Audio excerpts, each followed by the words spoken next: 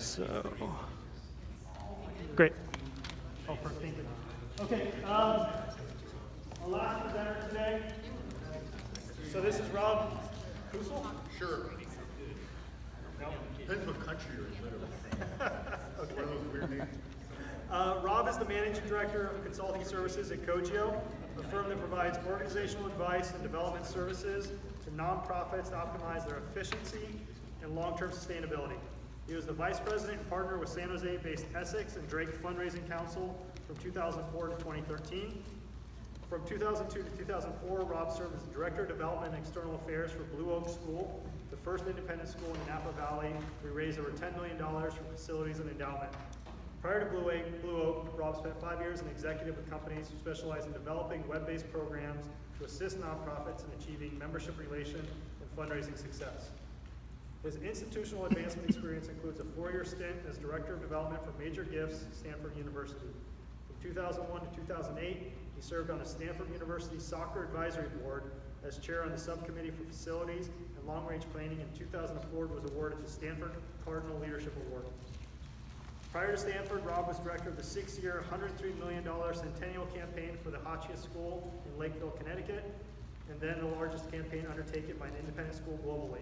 He's been a volunteer fundraiser for Williams College since graduation in 1983. Sample past soccer-related projects include funding for the initial build-out of the Stanford Soccer Stadium, as well as directing the founding development efforts for the YSC Academy, the Academy of the Philadelphia Union, comprehensively raising $1.3 million in the first year, as well as just recently installing their first Director of Development. Current projects include an ongoing multi-year major gifts initiative for financial aid resources with the San Francisco Elite Academy, as well as directing the Westmont United Soccer Association 3-year, $3.2 million capital campaign to build 2 lit fields at its headquarter complex. An avid soccer player and coach, Rob won the 2012 NorCal Premier State Cup with the Napa United U16 girls team, a team that also went to nationals in Chicago due to their state cup win. Additionally, Rob was a college All-American during his playing days at Williams College. Big round of applause to welcome Rob. Thank you.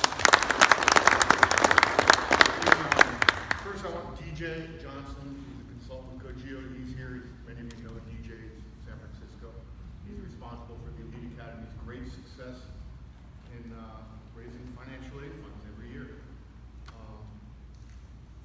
So what we're going to do today, and we'll be adding before 5. I want to make sure I give you plenty of time for questions, because you may have some, and if you don't, no problem. Do it afterwards. We're very, very reachable, put it that way. The Cogeo, we see the potential. We have a whole sports division that's linked to the Philadelphia Union, based out of Philadelphia, and their sole focus is in speaking with clubs nationwide, if not globally, and governing bodies and other things. If you go on our website, you'll see there's a lot of stuff on soccer, wrestling, and other. Well, that's by design, because we see a market there. And I want to stress that it's still very much at infancy. The entire fundraising done, across the board. The only ones that are really doing it seriously for a long time are universities, private, the Harvards and the Stanfords. Everybody else just started. So now we're seeing the emergence of high schools, the emergence of community college, and the emergence of academies and clubs, among others. So there's markets to be made, in other words, no matter the size of the club. So today we're going to talk, there's going to be a lot of anecdotes, like real stories about what people are doing, because that's what it's about. But I do want to cover one piece. This is called, can we get this a little more focused in it, or is this? Just a little more. It is breathable, isn't it? We can email you this document afterward. And I'll start. So it's a house, and basically you've got a pathway, right? And the pathway is storytelling, marketing, communication. So your club's got a big story. So you each have a website, and like the NorCal website, they're talking about recent successes, who's going to nationals, etc. You're doing the same thing. My kid, full disclosure, I'm from Virginia now. We moved to Virginia from Napa, Richmond. My kid plays for the Strikers. They got a great website. And their growth strategy, just a quick aside, their growth strategy is they're bringing on more sports, lacrosse, field hockey, etc. So The walkway to the house is just storytelling. It's websites, communication, telling stories all the time. Communicating out to your membership and, et cetera. And, like 20 years ago, this was a pain in the ass because there was no internet. Now you have no excuse. You should have an email list. You should have somebody in charge of, setting together an email newsletter, at whatever rate. Anytime there's big news, like the club wins, state cup or whatever, it's got to go out and et cetera. So storytelling. Then you want to potentially, now, here's the dilemma you have with the pay-to-play model, right? These, and I know because I'm doing it, I have to pay for Luke to play every year, boom, right? He's on that, whatever, premier travel, blah, blah, blah, U11, whatever. You know the drill, right? Boom, there's the number. Some monthly annuity, some are on financial aid, others just pay them. So they've got that. So the challenge in financing further, monetizing these families, is, you gotta make the case. Now, here's the analogy. Kids who go to independent schools, right, where they're paying tuition. Well, ironically, these independent schools are achieving 100% participation. A lot of them are from current parents, for them to go to foundations. Now, why would a parent who's paying 20 grand in tuition pay on top of that? The school's making the case that every kid actually is on financial aid, right? Because we have an endowment, because we got, and the same is true of clubs. Your membership dues are not fully subsidizing, I doubt it, the entire cost.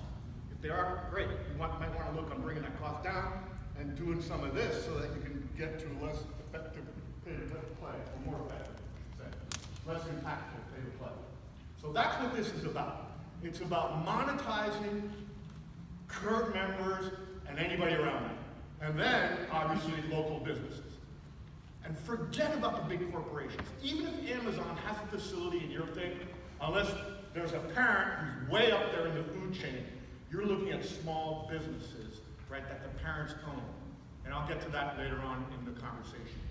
But essentially, it's monetization. You start with the core, which is your parent group that year, and you go out.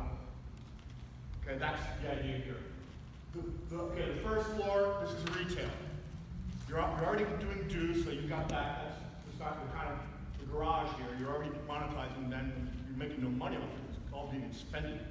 Right? We're talking incremental revenue here. So annual giving, right? You know about that through your college, and then special events. I'll talk specifically about signature events later. You know what that is. Let's do an event, whatever that might look like. Then the second floor is you get a little more sophisticated. Now you're going after corporations and foundations, right? Olympic Club in San Francisco, very happy to give the Elite Academy a lot of money for financial aid. And there are a couple other foundations that DJ's working with that are giving them, big money. Now, if we hadn't made the ask, it never would have happened. Got it? So foundations are relevant. Corporations for you are relevant. We'll talk about sponsorships, and we'll talk about outright gifts as well. The second room for us is the most relevant because we're doing it with clients, which is major gifts. Which is saying, okay, yeah, right, your dues covers this, but we also have incremental costs in financial aid, technology, professional development for coaches, travel, etc. The line items. And you spec those out, put a cost on them, and then you make approaches to people with wealth and say, hey, this is what we're trying to raise this year, can you do 10,000? And you know the game. And it's literally doing that, right, on a regular basis. Methodology. So that's major gifts. The third room is less relevant for you. That's plan, gift, bequests. You're not there yet. Wait another generation. Then we launch that. Get all that right first. But I have to put it up there.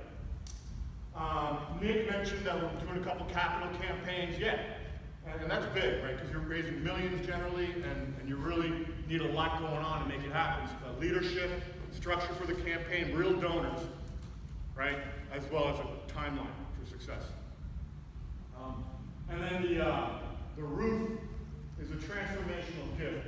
That's somebody who says, hey, I still believe in the club, or I want to, we see this in terms of founding clubs. Somebody comes in and says, I want to found a club, it's not happening, and they pony up a big upfront fee to do it. That is a transformational gift, and that it helps happen. The other scenario we see is, mostly in independent schools, is basically somebody says, yeah, you know what, I really believe in this, let's just endow the whole thing, right? The best example locally in San Francisco is actually an institute called the Public Policy Institute of California, which is a think tank which was fully funded by Roger Hewlett, and they've never taken a dime. So they're agnostic politically, et cetera. They're great. They're doing great things for California, which is why California is leading the country right now. The smoke, right? That's a burn rate. Familiar with startups? That you got to pay money, right? Or you got to just have more volunteers to do this kind of stuff. And we know that there are two types of organizations. We just talked to one last week, the Lone Stars in Austin, third largest club in the country, right? Who were we talking to? A volunteer board? No, we were talking to, I forget his name, Eric, and he's a director of development, and he's got a staff. Now, why would they be talking to us? No, they've got everything they need, and they did. This guy was good. Guess what they don't have? Technology. To do an analysis of their thousands of families that are spread around Texas. That's what we're going to work with them on. And then we'll probably, my guess is he's going to want us to help them make this, but I hate to guess, figure on Dave. So major gifts is, we feel, something you can do immediately, and we're doing that. Any questions about this? Notice it's what? Is it top down? No. So if your board says, we should be doing an event, well, does it fit? Are we telling our story well enough to make the event successful? Right? So, so when a board says, why aren't we doing this? You can always refer to that.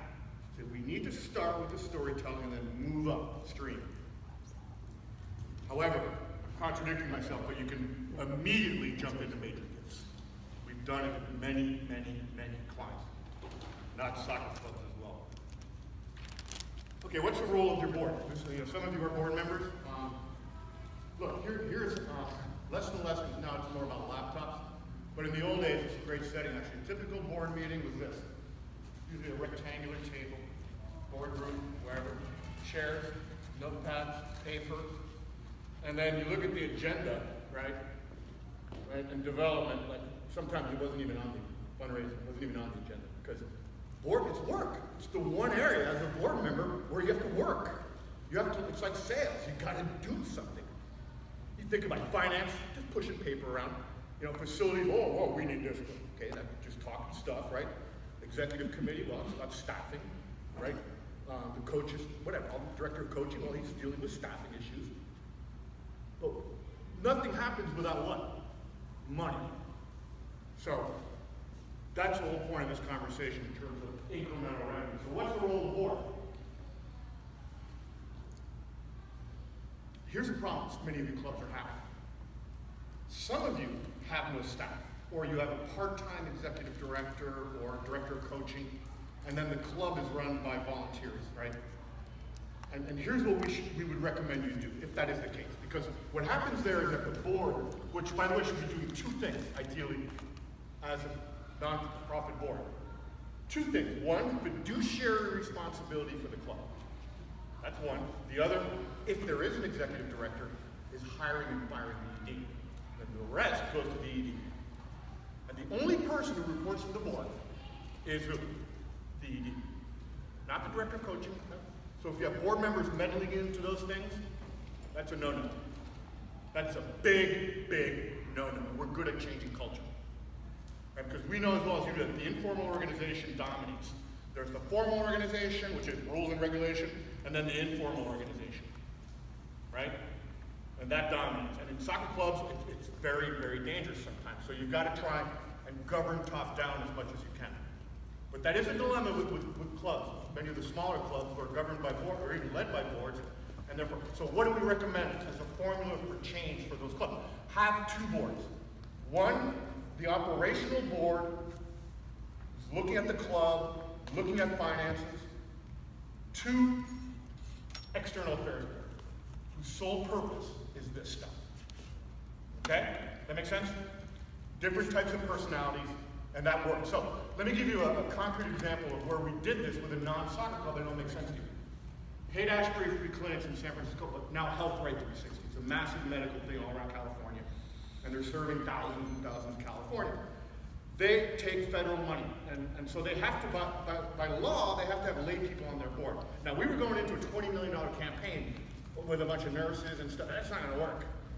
That is not going to work. So we did that. We created what is called a foundation board. Same 501c3. Didn't create a 501c3. Same 501c3. Created a foundation board. Picked a couple people from the operational board because they were wealthy and they get it. others that had money and that can do this kind of work. And they successfully did that raise, and now there's a new center in Van Ness and Mission. So the role of the board in this area is to manage these things, okay?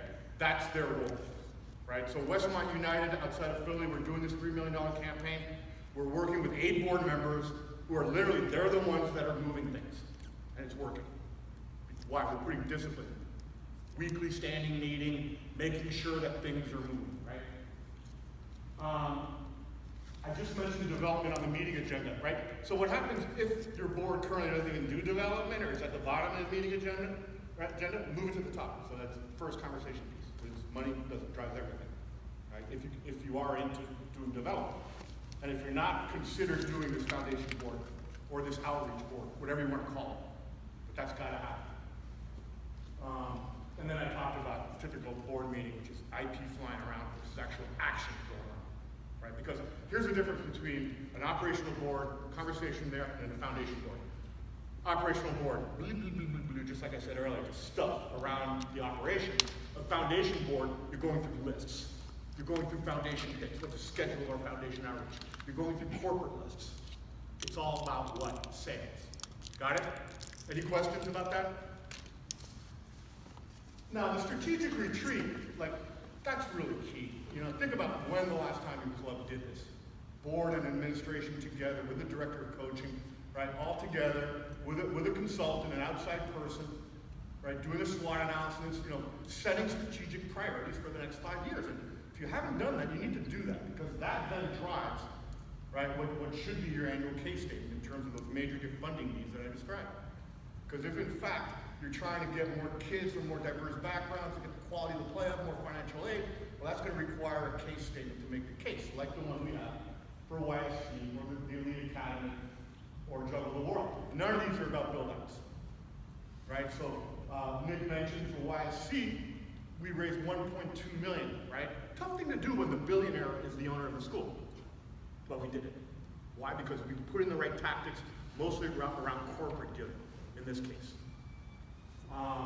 San Francisco Elite Academy, they're raising about $130 to $150 a year now, from 0 to that in a year. Now they're raising that, you know. And then Juggle the World, they're a little more of a challenge. They're Compton-based LA, and that's a startup. So we're really just working, trying to get them where they need to be. I've talked to Leon once every 2 months now. They're pro bono now for us. They can't afford it. Now, beyond the board, here's where we're finding leadership involvement, just beyond the board, where you say, let's do an ad hoc group, right? We're doing an event, put together an ad hoc group of people that are into this, you know what I'm talking about, that can really drive this, right? So that's how you build leadership, right? You do it around financial aid campaigns. You can find the right people if you want a branded coaching development campaign, people that believe in it that will go out and really make the pitch. Technology, now, for you, you have an advantage. You have parents in the industry. And this, make a note of this is in-kind gifts, right? Because a lot of it are tablets and things like that. So one of your parents will be connected, and you know which companies, you don't DJ will, has the right product, right?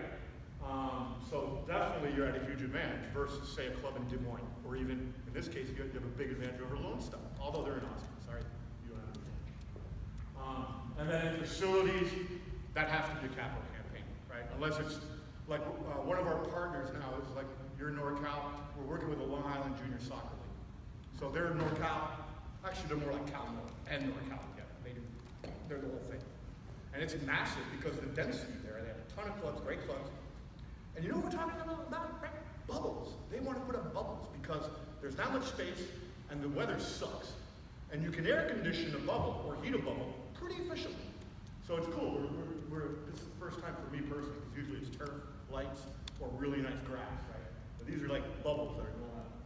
And so we're talking Hoppage, we're talking the Southampton Club, etc. So facilities can mean a lot of things. It can mean you have an existing facility, but you want to turf it out. Or you have an existing really nice set of fields, but you want to leg some of them.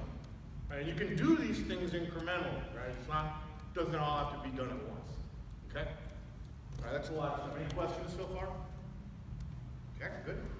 is all makes total, and again, this is being done. So if you want to get a little more granular, as I say about this, just schedule a call with us. We're very good at doing that. We do hundreds of those a year. All right, so what does an annual major gift campaign look like? You got to define a major gift, and this is easy to do. You basically say, okay, we know we're going to try and raise 50 grand in year one in incremental, just incremental resources for financial aid, whatever the areas are. Okay, what's a major gift, right?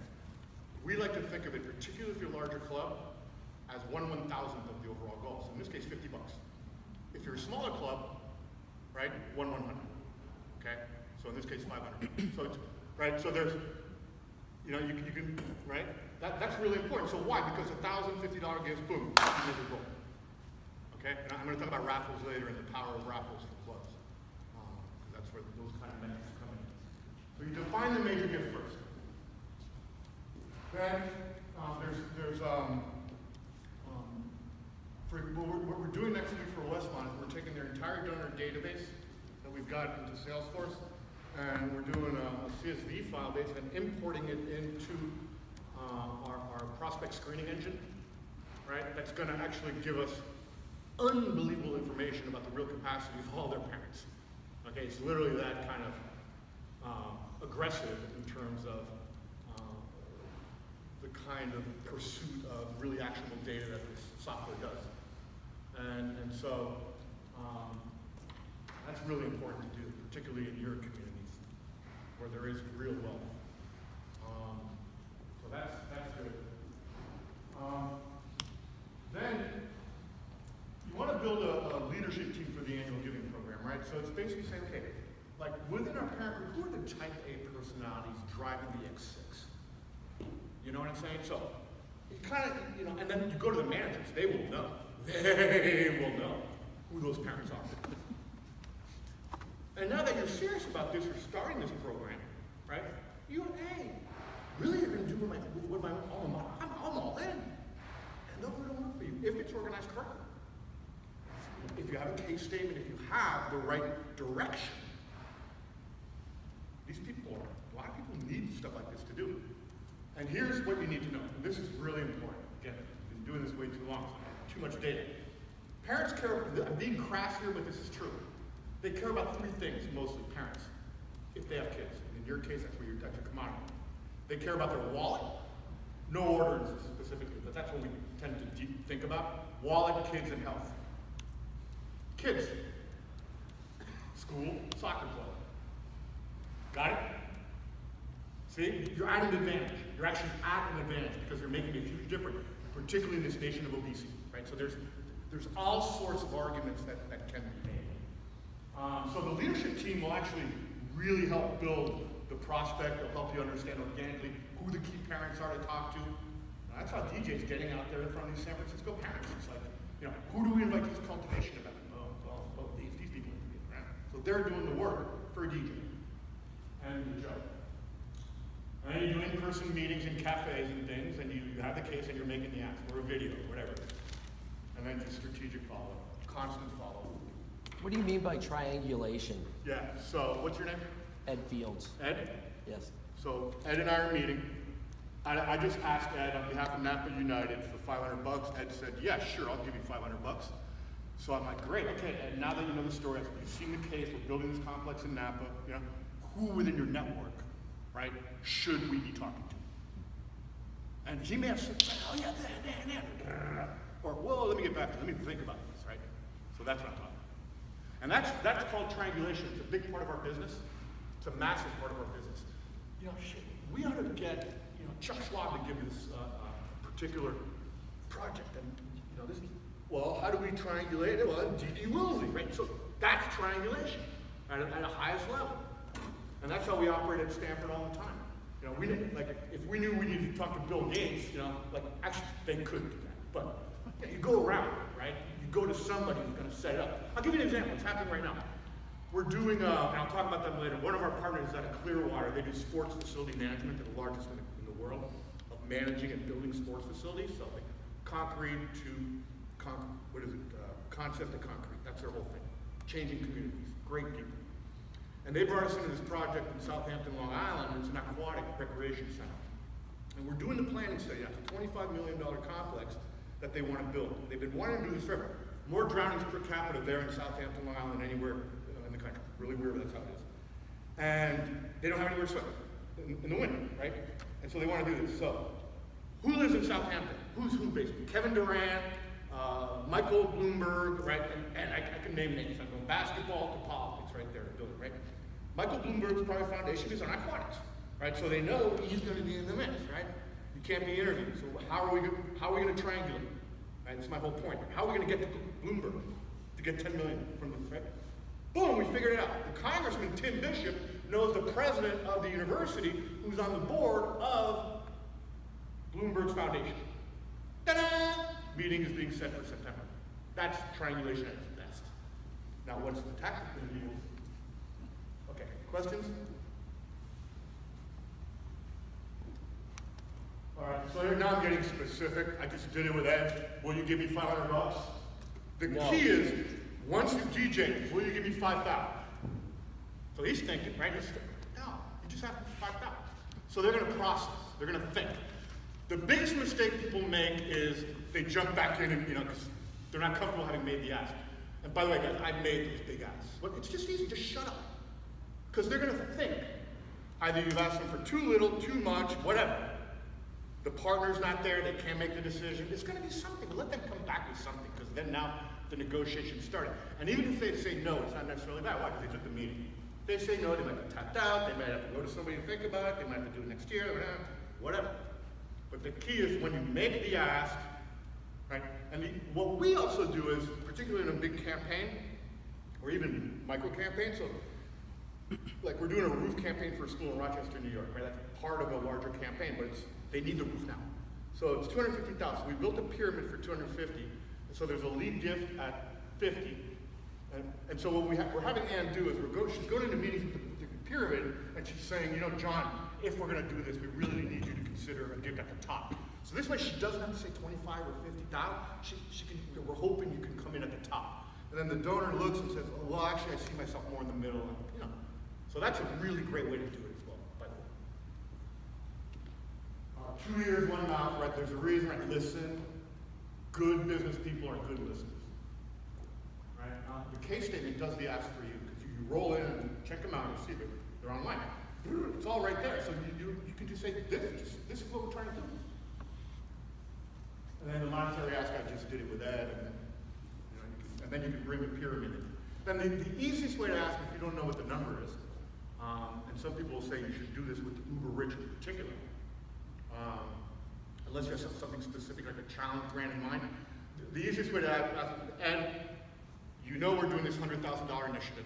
I want you to consider a gift or a multi-year pledge at whatever level you're comfortable. That's a very, right, better yet, right? Let's say I'm with Napa United, now I'm soliciting DJ, and I've made my gift as a family, right? DJ, I want you to consider joining me. Listen to the language. I want you to consider joining me, making a gift at whatever level you're comfortable. And this has happened. What did you give? Then you can have that conversation. Now, the other important thing, why should you have an executive director in development? Let me be candid here, or at least a part-time, or somebody who's even contracted. Because something called a blowback effect, right? So let's say Ed's on the board, right? I'm from the board of Napa United. He's on the board of the YMCA, right? So I go in and I say, Ed, give me $500 for Napa United. Sure, but hey, Rob, you're on the board there, right? Yeah. I'm on the board of the Y, so I'll give you $500 for that, and you give me $500 for it happens all the time, particularly with big donors. And it's called the blowback effect. And they can't do that with the executive director. That's why it's critical that the executive director, at Stanford, trustees aren't making asks, it's staff, right? So it's actually not good for board members to make asks, because you get that blowback. Unless there's that trusting relationship where it's not going to happen. But we're seeing more and more of this blowback effect. Stewardship, as important as the ask. So I just made the ask of Ed. It is July 30 or 29, right? 4 p.m., 4:30 p.m. Well, now I got a year, so I make the next ask, pretty much, unless he gives me money. So what am I going to do during that year? move, move, move. Send them news, put them on the VIP list, etc. So you're constantly pushing out news, right, to make sure that you're staying in touch. Because the last thing you want to do is, hey, I haven't talked to you in a year, man, what's up? Hey, how about another $500? Where have you been? Okay, you got it? That's critical. And that's why when you think about the stuff you get from your alma mater, that's by design. They're putting moves on you. And when you become of a certain age, you're going to start getting plain giving stuff. So moves management between apps, right? So, because if you start doing this work, your major gift will be on an annual schedule, right? So you'll see John Doe, they give in November. All right, September, let's make the ask. Move, move, move. Next September, right? So that's what DJ is doing with San Francisco Elite Academy. We've got in our database, it's like, when are they making the ask on that annual scale? We should be hitting them up now. I wish we were more disciplined, right? We wish we were more disciplined, but at least they're doing it.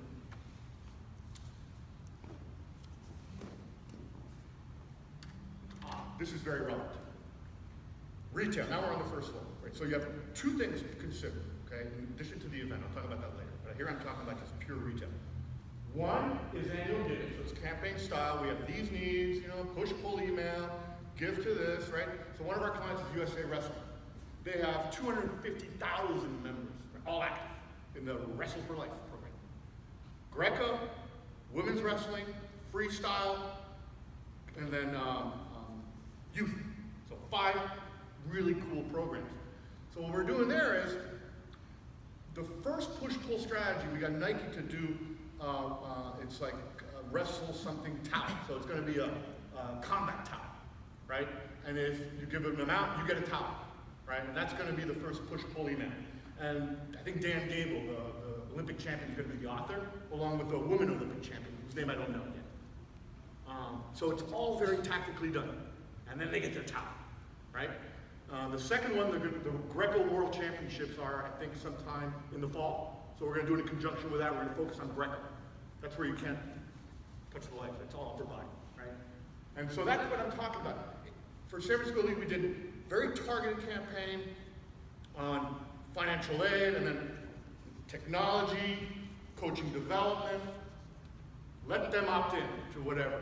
Okay, that's what we're talking about here. Another effective things I mentioned earlier are challenge grants. Now the second line is segment and who does not get the appeal. That's major gifts, right?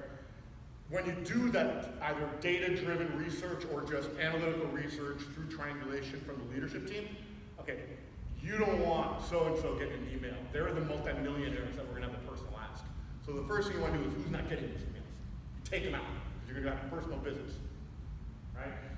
Challenge grants can be very effective, which is a donor says, I really want others involved. I'll give you 10 grand, but I want others involved. Great, can we use your 10,000 as a challenge grant? Everybody understand what that is? Let's say we've got 10,000, you give us $1, we'll match it, and we actually gonna raise 20.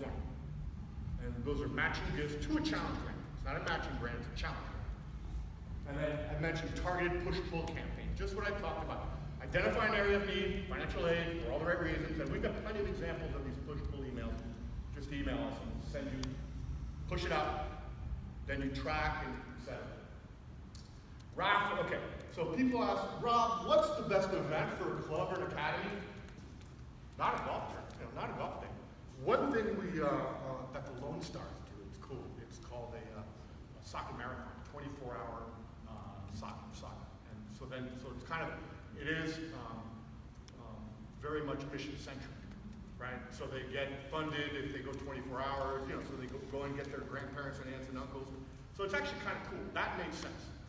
That's what they do in Austin, and they raise a lot of money. The other thing we see working extremely well are raffles. Okay? Why? Here's why. You've got parents that are engaged, therefore there are your raffle items, whether it's restaurant owners or Niners, series of sports events in the Bay Area. You can make very attractive packages, right? Meals on Wheels San Francisco, been a long-time client. They do the Chef and Vintner Scale every year. They also have a raffle in conjunction with that. And why are they able to raffle a Beamer or a Mini every year? Because the owner of San Francisco BMW Mini is a big fan of Meals on Wheels. And so that's why you see that. And they make, they make a lot of money on that raffle every year. More money on their event. But here's why clubs should consider a raffle. And we're actually doing one with Westmont as part of their capital campaign. This is why. you have a predetermined, you've got all the right hotspots. You've got a predetermined, highly affinity population. So I'm just going to use easy metrics for you guys to understand how predictable these revenue streams are. And it's actually, all of this can now be done online. And I'm going to get to a slide that demonstrates that in a second. No more paper things. It's all online now. Okay, so digitally raffles are now there. You probably knew that. So what? Let's do the easy math. 1,000 families, 1,500 players. Okay? And this is what the Richmond Strikers do. It's mandatory. The player actually gets punished. They can't, but they're very serious about this. Maybe it's the culture there, I don't know. Every player has to sell 10 tickets, not that much, not that many, at $10 per ticket. Okay, let's do the math. $100 per player times 1,500, that's 150 grand guaranteed. Okay? With an attrition, let's say, just like in the polls, plus or minus 4, right? Because some kids will sell more, some less, etc. That's the awesome layer, right? Because you got that core. Now let's go out. Okay? You've got that tournament, the annual tournament or two, where you can promote that raffle if the timing's right. You've got community groups where you can push those, right, in terms of getting them to get their lists out, whether it's your sponsors or the medical groups or whatever. So there are all sorts of ways to actually get incremental people to come into your raffle. But the key is, like any annuity model, what's the minimum we're going to raise? Well, in that case, very little work, 150 grand. Now, oh, by the way, for Westmont, who's about to embark on this, they've got a parent group of 8, separate from the capital campaign, that are leading this effort. Okay? Fantastic. And we're giving them direction on exactly. And then the website, obviously, is so again, I'll review. Quotas per player, every team has to participate. Raffle-specific leadership team, in terms of the parents, they love it. Identify and negotiate raffle items, easily done, right? Because you got parents that own businesses, so you're at a huge advantage, and you can actually predict revenue streams. So it's actually great. Any questions about that? That's important. And you know what? Clubs you can combine. If you're 2 clubs locally, combine. Agree on a rev share. Make it bigger. You know, be creative. So that's a great thing about Long Island. I'm finding out they're totally willing to cooperate with these clubs because it's so dense. Kind of like here. No, you're not as dense. Kind of like this area here, you know, or LA, where it's boom, boom, boom, community, right? So they're always talking to one another because they're sharing the field. So you have these massive clubs, you know, massive Pequot speaking to Hawpage. And they're very proud of it, and actually helps our work tremendously, yeah. What's the advantage in cooperating with another club? It's economies of scale. You get to USA Wrestling, you get to, you know, that, right? It's like any business. Economies of scale will yield more results, for sure. More layers, more, and actually people, like, a lot of collaborating. Also drive competition. I would just like Sonoma and Santa Rosa. How Drive cool would that? competition. Try something. You know, or even in this area, like, you know, La Marinda and Mustangs, right? Okay, let's cooperate with something like with both clubs and see a visible benefit. How do you gauge gift burnout? I mean, No, you ignore that. You totally ignore that. No such thing. You think Stanford worries about that? No. No, you just put on your blinders and you go. If somebody says, you know, I'm not, okay, you're not interested, see ya.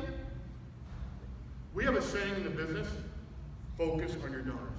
Focus on your volunteers, right? The rest is noise. They'll come, once you build something huge, they'll come. The skeptics, etc., sure, have to go away, just go away. And don't bring them in as volunteers. So when you're building that development board, it's gotta be like people like DJ, cool people that wanna get it done. Not like, no, we can't do this. Just keep them away. You need people, type A's that are like, yeah, this, because guys, don't get me going, I'm frustrated because this should be done, right? It has to be, we're doing it, it's fun. Any questions about raffles? Because those are really good, they work. I just saw it at Richmond Strikers, I'm not gonna give you the number they brought in, I'm just gonna make it sick. Okay, so here's a good example of something that's going on. If you were to click on this, well, just, if you go into the site and come in as a guest, punch in whatever letters show up and they'll let you in and you'll see how it's done, okay? So there it is, right? So there's the battle at the top. Weekend 1, so for Hilton, we're gonna do like 8 raffles because they've got 8 different events and 1 massive raffle in late October. But to lead up to that massive, we're conditioning their parents into the system, so it's great. Are there ideal raffle items? What are Sports, them? Cars, motorcycles, trips, restaurants. So you group a bunch of restaurants, and then you have, somebody, wine, sure. Just go to any old, just go on the web and Google, like, I don't know, Meals on Wheels auction, look at their items, or Napa Valley Wine Auction, or Blue Oak School Napa Auction. You'll see some lots that are, those are the type of lots you want. Now, the other thing I would say is this. What we did for Westmont is we used Survey Monkey, right? And the leadership group said, we think these are the raffle items that'll sell. I said, well, let's not guess. Let's go out and survey the parents. Say, what would they want? So you reverse engineer. You don't assume anything. You go out and say, hey, here's what we're doing. What do you think? So, you go to these auctions. I don't know if you've been to them, but if you've ever been to a high-end auction, right, where why would the donor double their gift? Right, so you have a donor who's giving away their estate in Sardinia for a week, and boom, it goes at 300,000, whatever the number is, right? And all of a sudden, another we want it too, and then the auctioneer is like swaying over, oh, donor, and it's all pre-med, it's all done in advance. The whole thing's a setup, right? That's why that goes down. No, but that's what I'm talking about. You do the same thing with the raffle. You actually reverse engineer what should happen. So my point with this red page is that don't think of a raffle as ticket-based anymore. Done. It's all web. Now you can do tickets. This is the annual push-pull. Alright? So data driven. Their target was 175, they raised 113,405. Notice the specific 405, because that's the truth. If somebody sees 113,000, what? Put the real number down. CFO. May tryouts, 50, whatever, data. It's just data, telling the story. Please consider, and then we're actually giving them a link. Again, notice the language they're using, the stuff I just used here. Consider, right? And it's all about the children. You can email me, I'll get this. I got card in front. All right, if you're going to do an event, don't do a golf tournament. Unless it's somebody who's like some big business guy who can bring everybody in, who's going to do everything. That's the only formula they should even consider, and I'm not kidding. Otherwise, forget about it. Do a raffle. Or that, I love the Lone Stars, DJ, the Lone Stars. They're, the 24-hour soccer thing. It's low cost, you're in an enclosed facility, there's safety, and you just do it. So that's a good one. They just play pickup games, for 24 hours. Capital campaigns, I mentioned that, field lights. Now, don't forget that there's more than just the build-up. There's a maintenance fund, the ongoing maintenance. Okay, that's really important. Right, so when Sports Facility Management Advisory Group, when they do their final report, right, they've got the cost of building the facility. For example, that aquatic center, to maintain that aquatic center on an annual level, $1 million. The nut is $80,000 a month. So, and we always put in deferred maintenance, not in all projects. Wash, rinse, and repeat. So, Westmont United case statement, that you can check it out. It's on our website. You can see how we build out a case statement for capital campaign, which is different than financial aid. Wash, rinse, and repeat. Do they get burned out? If they get burned out, they'll get burned out. You gotta keep talking to them. You've got to, intelligently think about your alma mater. If you have a VA, they're talking to you all the time. Some of it you ignore, some of it you whatever. Oh, yeah. Actually, ironically, you're at an advantage yet again because your season starts now, about now, right? Right through the year, and then there's that early summer break, right? So you're like a school almost, which is perfect. So planning for this build out of the case statement, et cetera, right? That's in, we just finished it. That's in June. You build everything up, you triage the parent list. You've got your new parents in. They need to be analyzed. Okay? And now boom, you're ready to go on your campaign come Labor Day. That's the idea here. No matter if you're on a fiscal year June 3rd, July 1, June 30, or January 1. Still operate that way. Oh, sorry. Backspace? Arrows. You can also use the clicker. All right, right, so this is a picture. What's completely out of place in this picture? DJ. Anyone? Raise your hand. Come on, guys. What's completely out of place? Aesthetic. What doesn't fit? Damn, the little people got it right away. Maybe it was a better picture. What does not fit in that picture? Aesthetic. Pink socks. Yeah, the pink socks, exactly. So, here's the point here. This is my kids' team, the strikers. Right, you can't see this, that picture. But over the 3 on the 36, that's his number, there's a sponsorship. It's Bon Secours, Sutter Health Kaiser, that's what it is in Virginia. And every travel jersey has that, Bon Secours, everywhere. And they're all over, if you ever played, if you have a girls team, you stand out, you've been to the Richmond Striker Complex, it's insane. Now they've got Bon Secours, these things everywhere, they're everywhere. It's a deal negotiated 3 years ago, right? And then before last year, my wife had didn't have breast cancer, but we did that pre-screening thing, and then she had a double mastectomy, and so we're big on breast cancer and prevention, like the Angelina Jolie thing. So, and I was thinking, okay, they have this thing in October, breast cancer prevention, right? You see the athletes wearing pink, I think it's October, right? I'm thinking, okay, how do we enhance the relationship with Bon Secours? Because, fine, they get this massive sponsorship, right? But then, to my point about what happens between negotiations, right? Eureka socks. I didn't steal it. It's probably happening in a lot of places, but it hadn't been happening in the East. And so I told the club, I said, hey, you need to get this going. Every kid wears pink socks. All the travel teams, right? Have the parents pay for it, so there's no cost to them. And we go to them and say, hey, we'll do this in October. Let's see how they react. They love it. So that, it helps cement the relationship. That's the whole point of this picture, right? When you get a corporate sponsorship, don't stop there. How can you enhance it? What moves do you need to make on this? This was a massive move. Massive. And if you have a partnership with Sutter, right, Kaiser do this. Or Dignity. Any questions about this? That's all this was. I mentioned Sports Facilities Advisory and Management Group, Concept of Concrete, Project Management, Ongoing Facilities Management. They're awesome. These people, they're incredible. And then I mentioned windfall data.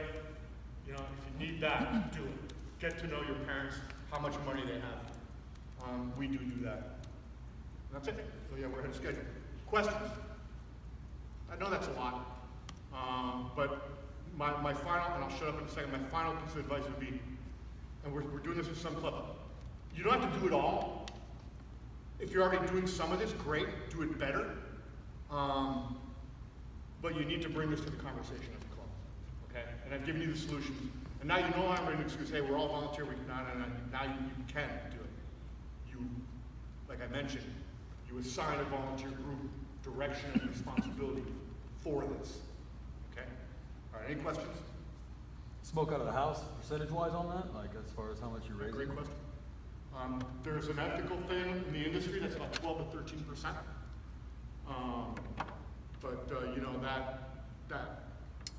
That varies from agency to agency because of the way agencies are structured and operated. But ideally, like 80% plus goes back in, right? It's generally. So it's actually pretty good. I have one last question.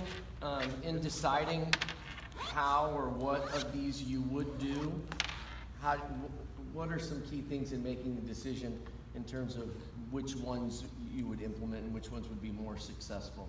Yeah, you need to schedule a call with us so that we can ask you questions. And we do free calls. So it's not about paying us to give you the answer.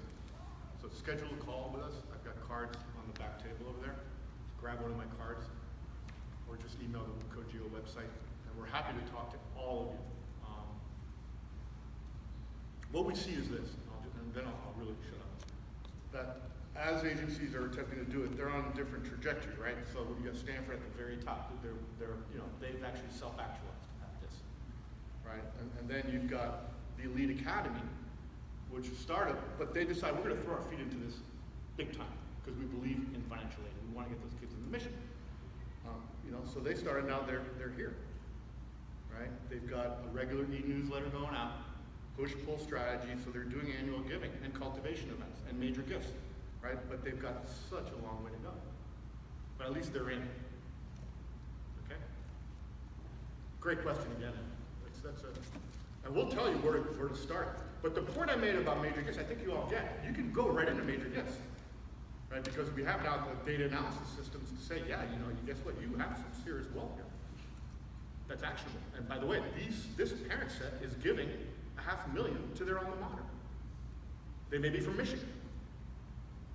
You wouldn't know that. Great question. Any other questions? I know this is new, but the other thing I'll say that, we're very approachable, and there's nobody in the industry, unfortunately, who does what we do, so we're kind of like the sole pony. So do contact us with questions. We love questions. Go ahead. You keep saying alma mater, as far as like alumni membership type thing, is that a very substantial fundraiser? Yeah, it's alumni. 4 clubs and this small organization, not school so much, but. Alma mater is where you graduate from. Right, but I mean, as far as alumni say, so we're gonna chase down our old club members that have been here for 30 years. Create an alumni association. Yeah. Lone Star is massive. Again, I refer to them because they're doing it right. Right. But they have like an event, so that they'll do reunions. All the teams that, whatever, you can imagine. It's crazy, but it can be done.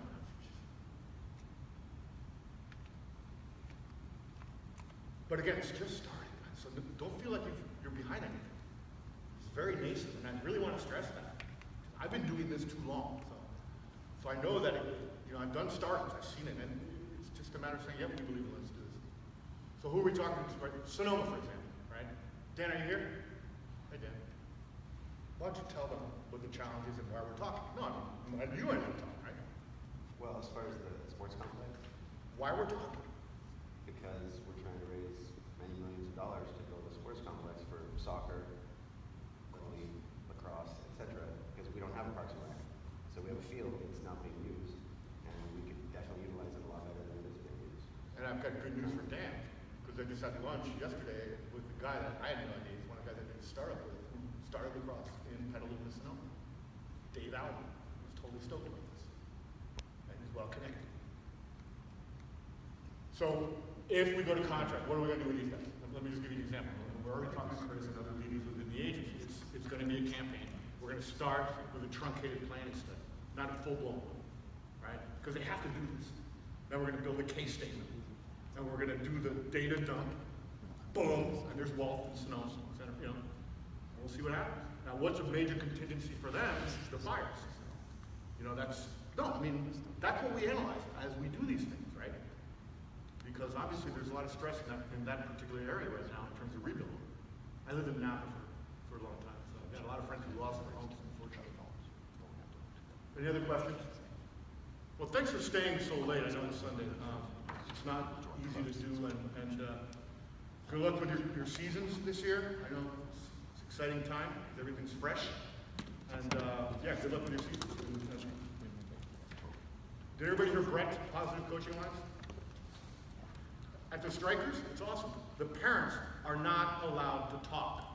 Never mind say anything or cheer. They can do this. That's it. They've thrown kids off the team. Now, other teams, don't get me going. But I'm very impressed with the Striker Club. They're very thorough in what they do. And all right, thanks again for coming out. I'm going to hang out for 5 minutes if you want to chat. Anybody want to chat? Thank you, Jay. Thank you, Rob. Yeah. We've actually started working with Cogeo as well. Thank you. And we're just kind of at the very beginning part, and I gotta say, it's already like shifting our outlook quite a bit, and definitely worth it. So make the phone call, have a conversation with them. A lot of benefits we have for your clubs. I'm gonna ask, Can you do me a favor, Nick? yes, So, Nick, as you know, right, Oakland Sheriff Activities League, wow, right? We're putting the case statement together. Will you forward everybody here the case statement when it's done? Awesome. So first off, thank you, everybody, for coming. You've given up a whole day today to come and help make your clubs better, but I think also in a bigger aspect, make soccer better in Northern California. thank you for sticking it out for everybody to stay through the whole day. I know these can be like long days and that kind of thing, but your commitment to improving the game, improving the sport is it's extremely important for all of us. So we appreciate this time and sacrifice. I passed out some feedback.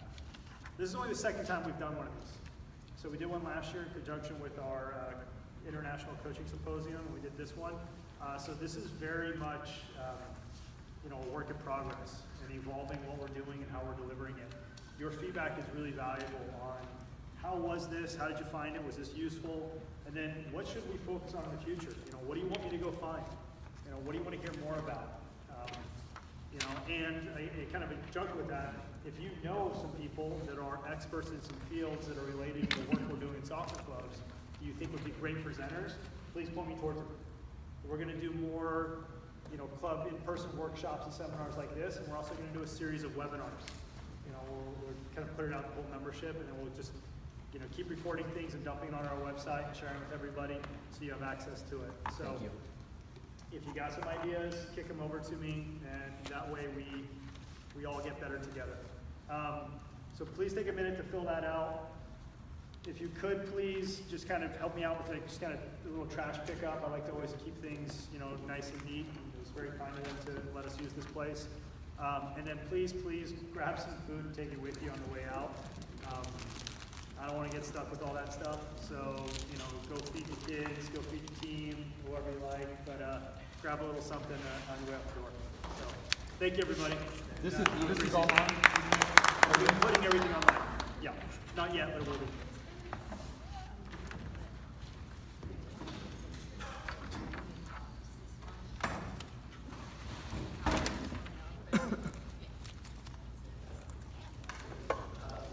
And the feedback forms, if you just put them on that table over here, just put a stack of them. Thank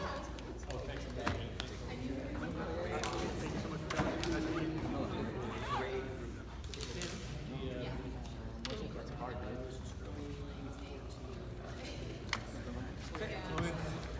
Nice seeing you as well. Best of luck.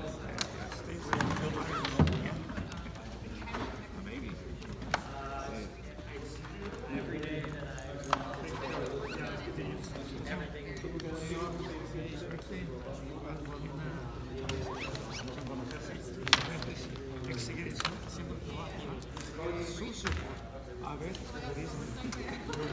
para que todos